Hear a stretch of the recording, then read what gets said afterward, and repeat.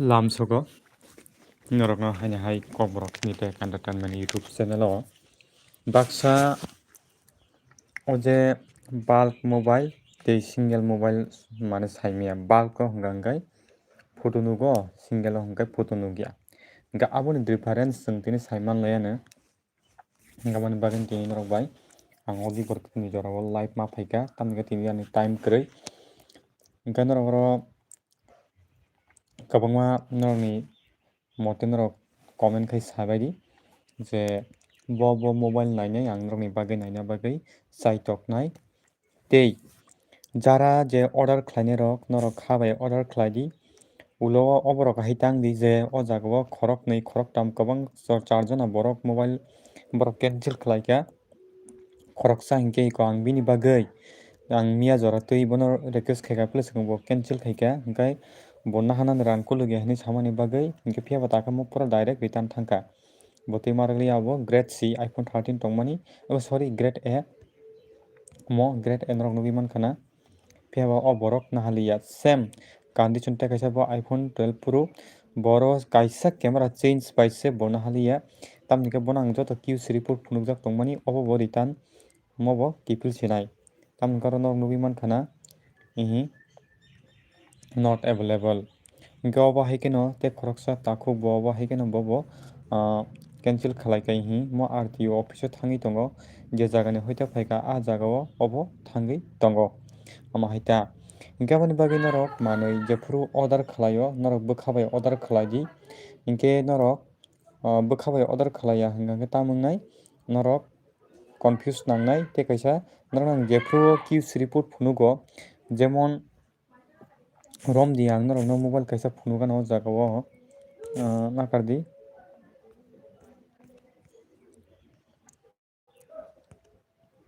o jaga thangano jeng single mobile mane tamo abono pinto jeng tini salainai hingke o jaga single mobile romdi mo iPhone 13 4GB 128GB grade C minus o jaga jeng photo nugui maya phiaba jeng photo nungna jatung hingke bulk ma thanai hingke o jaga o naidi o box mannai 20,840 taka bini QC naidi QC nainani swrungdi bobo hai khe QC nainani chwng Casify super cell o bo mobile hingke chwng nahari man abono tui nongno tabuk sawano oro BC blur tei vibrator is not working battery service camera glass broken omo hai kwbangma oro tongo hingke norok aborok no hingka hingke tana hadi tangi hingka hingke amorok jodi nahaka hingke glass panel damage rok hingka hingke aboni bagui naharui hudda wngnai hingke aboni bagui nongno ang sanai je recommend khainai norok aborok no nahai tongkhe no chugo norok aborok no ta nahardi hingke guys ang nogno tabuk phungna bagui chaitoknai obo norok QC report bai khe norok paidi jemon norok je jaga o single mobile no grade C plus ni o mobile chwng nahari mano bahai khe QC norok no phunuknai o jaga naidi o jaga hingke sudu chini tamo o jaga battery unknown tei charge not available mane charger not available missing panel hingke obo hai rok ni swijak tongkhai tana hadi o jaga device kwbangma tongo omo hai khe QC naidi obo hai khe hingke obo nahari mano ang jangno suggest khainai no jodi no nahana hingke mo device 2 no nahadi device 2 nahaka hingke nongni bagui best wngnai hingke oboni price bwsuk kalainai 16,570 taka thang kalainai COD charge soho amo hai 17,000 thang kalainai iPhone 12 hingke single mobile tak romni single mobile onko bulk mobile o tak phaikha bulk mobile o romdi tabuk norok photo bo nainai hingke tingko bo nuknai he diba Samsung Galaxy yengo 23 Ultra hingke obo naidi o jaga QC report naidi QC o tamtong loose panel tei screen copy tei up to 3 white spot mane screen o spot tongui mano phiaba amtui bulk mobile o hingka amtui wngya iko norok naidi photo bulk mobile o hingke photo ekdom condition kaham camera rok jotono kaham hingke norok nugui mankha na hingke iko display naidi display kuno spot no nukha noro kwrui tarmane jeng QC bai aswk abono ongko khaina kwrui bulk o hingka khe ta single simisi jeng QC thike manai oro 296 GB nung mannai box bo mannai o mobile nahaka hingkai oboni price bwsuk 32,250 taka Galaxy 23 Samsung QC naidi QC o jaga o srai nugo numa khana norok nadi o mobile working touch working camera jotono working camera bo original phiaba o jaga chini tamo kaisa paltukjak screen simi copy mane display change khlaijak hingke display change khlaijak mobile thingui ni mano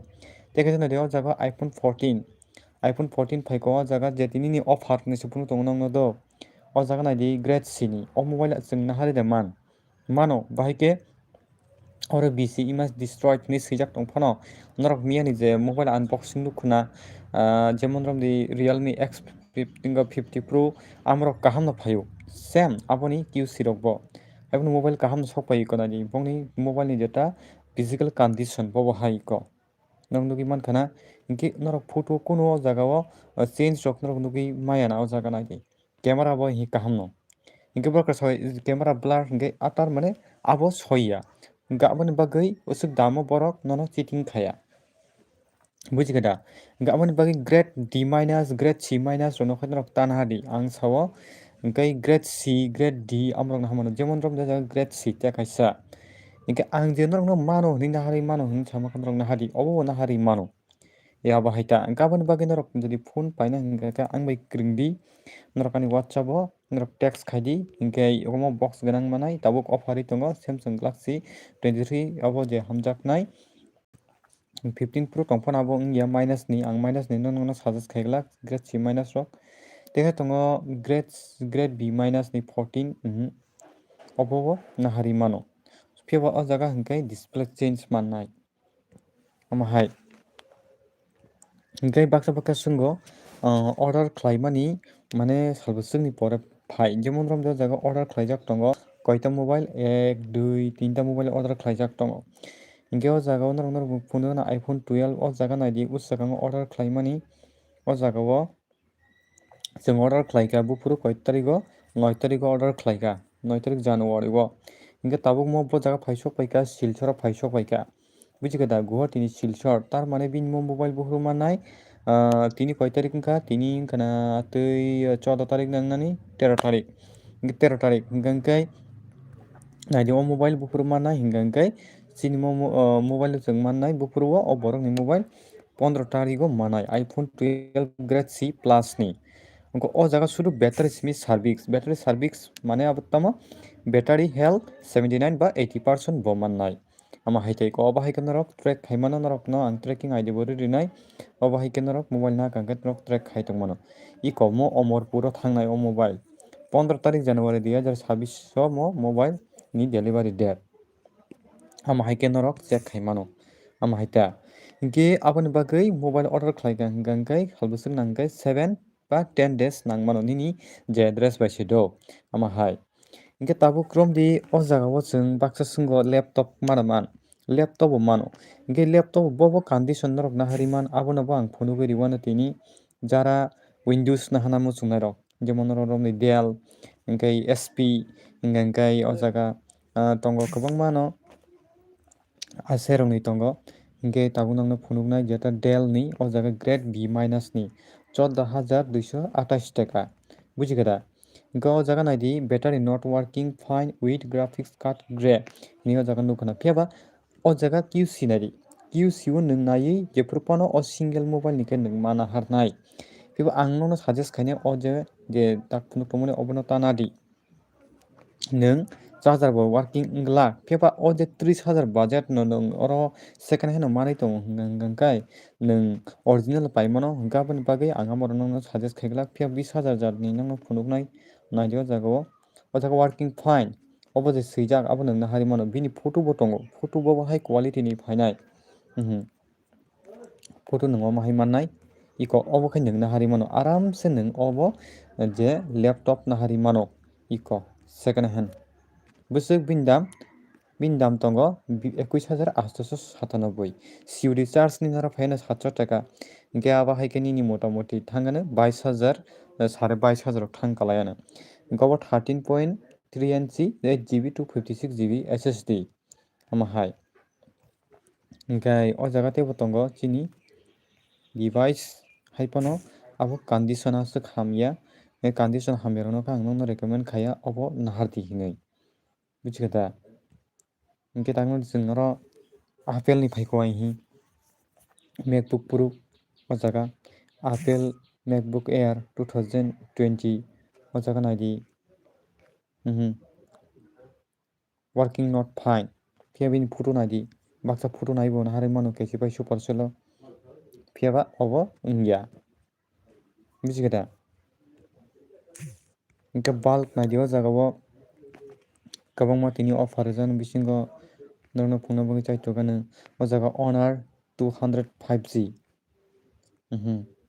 je jara naitongnai rok norok jodi mobile kono naina muchunga hingke ang nokni bagui naina chaitoknai o mobile pura fresh condition je Honor hamjaknai rok obo naharui mano bini Q3 port naidi yama hai hingke Samsung o jaga teiha tongo Galaxy A72 Grade C plus obo naidi obo naharui mano mia o kaisa Realme X50 Pro nahamani abo pura fresh condition phaikha phiaba bini back panel abo polish kheno swijak norok hini mano tangya abo back panel baijak hingke jemon omo haike kisa terajak hingke mo terajak no nwng mannai phiaba o mobile ni bagui best wngui mano nwng jodi kom budget ni bising rutuk tongkha hingkhe o jaga QC chini tamsui QC naidi o jaga major pin peel of bubble crack or broken panel aro swijak tongo the screen copy mahai teiha tongo 14 plus naidi o jaga o obo naharui mano kono change kwrui optui ko monkhai hino best tamnani wngko data QC optui nahardi grade B plus hingke o mobile bo tui condition naidi camera kisa kisa scratch phaikha second hand je hingke kisa kisa scratch phainai no iko o jaga o back glass kisa paltokjak kaini o jaga back glass mane ukulok ni jeta body glass amahai bini dam bo se 31,240 taka iPhone 14 plus nung kono price o nung obo suk dam bai nung mangala hingke iPhone 10 tongo jara iPhone 10 hamjaknai 6,040 taka phiaba obo naharui de man phiaba nung jodi nahana muchungke naharui mano phiaba oboni back panel naidi damage manai iko oboni bagui gamo hai rok nahai tongphio no chao tei Motorola Moto H50 Ultra ni tongo tei kaisa o jaga naidi Android iko omo naharui mano kono scratch kwrui pura new hai manai grade A ni o mobile curved display iko norok nugui mankha na o jaga o joto condition kaham jodi chajagui tongkha hingke norok ang bai kwrwng di tini jora timo offer OnePlus 11 5G o jaga OnePlus 11 obo phiaba nung naharui de man obo hingka hingke mano phiaba omo naharui mano phiaba nung back panel nungma paltoknai aboni bagui to oro dam klai buino tamsung dam klai are nung oro condition bujiui o jaga tongo jemon nomni Samsung Galaxy S22 Ultra 21,000 bai no nung manui mano o jaga shudu change tamo screen kisa copy tei bisi blur ni swijak tongo bisi blur hingmano bisi blur to phaikla phiaba nung obono naharui mano shudu display change bujiga yaba hai hingke tebo tongo o jaga device to norok jodi sadi tam model nainai hingke ang je naitonai 10 jona o jaga live nugui tongo hingke norok sadi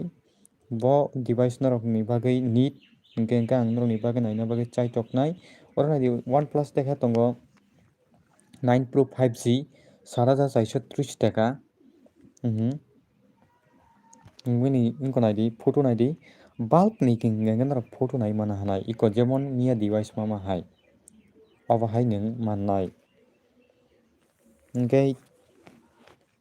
o jaga Vivo rok bo tongo Vivo V27 o jaga mo fresh condition mobile iko nung obo naharui mano iko jaga photo naidi o jaga mo pura fresh condition mobile nana hingke naharui mano 10,380 taka COD 500 taka kalainai amo hai hingke baksa sungo Beserbak iPhone 7 ni tabuk tarif wngwi tongo to tei iPhone 7 hamjaknai rokni bagwi o jaga him iPhone 7 iPhone 7 iPhone 7 plus mobile nahar ni norok tangwi abo phone bo koto obo nahari mano condition naidi bini o jaga norok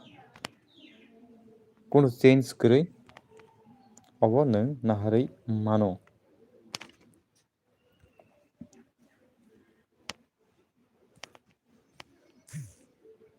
Hingkai iPhone 7 plus to grade B- ni tekha tongo hi 7 rok hingkai chikon sa mobile da hingkai 7 rok no khai nahai tongkhai nungo tei Google Pixel o jaga Google Pixel 7 Pro 12GB 128GB storage pro fresh condition obo nwng nahari mano nukha norok hingke norok tini saimang gana farak bo hai bulk ni khe photo bai QC nugui mannai phiaba ongkoni hingkai oro grade A ni tokha tongo Samsung Galaxy Z Flip mobile mane 2 tokra khaijaknai mobile o jaga hingke aboni bagwi norok single mobile nahana hingka kai norok photo nugulak phiaba fresh condition norok mannai o jagani thajing je order nangna phunukha aborok bebak no single mobile ni order khlaijaka jemon o jaga Redmi 5 Pro tongo naidi o jaga bini QC phunugui rwino obo nahari mano 11 tongo hi grade B ni 13,740 taka obo nwng nahari mano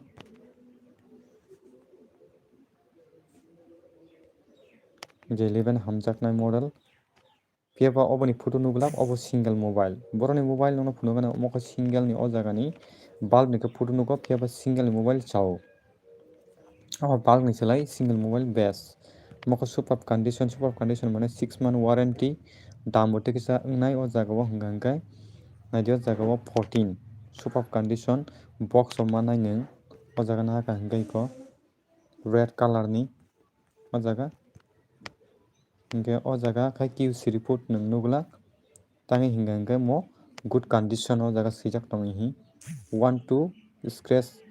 no dent jotono o jaga 6 month warranty quality 32 quality checks phone pro box mannai tik charger bo mannai charger phiya original ya abo borok ni Casify ni hoite nwng mannai mahaitai ko jemon 15 tongo tei kaisa jara 15 hamjaknai model superb condition ni black color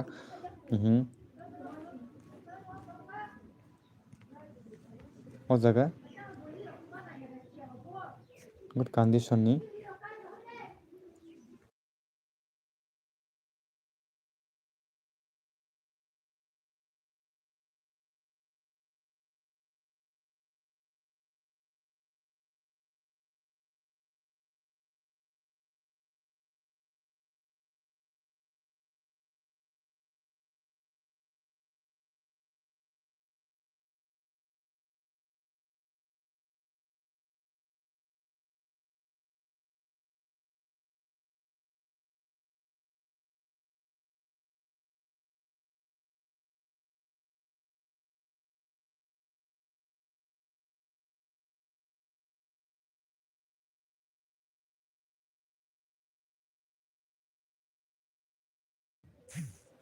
hingke norok nugui mankha obo hingka hingkai 44,260 taka hingke norok je 15 chajaknai phiaba 256GB warranty superb condition nwng manui mano jodi device hamjaka hingka khai amahai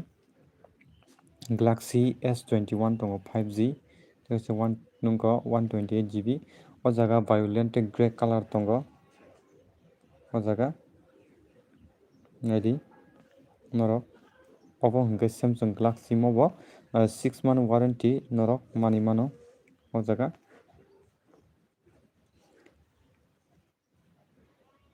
ulo hack wngmai second hand rok kundi no hack wngya kwbangma mobile naharwui tongo tamoni hingke borok kundi no hack mobile no borok phalia nokbo nugui mankha na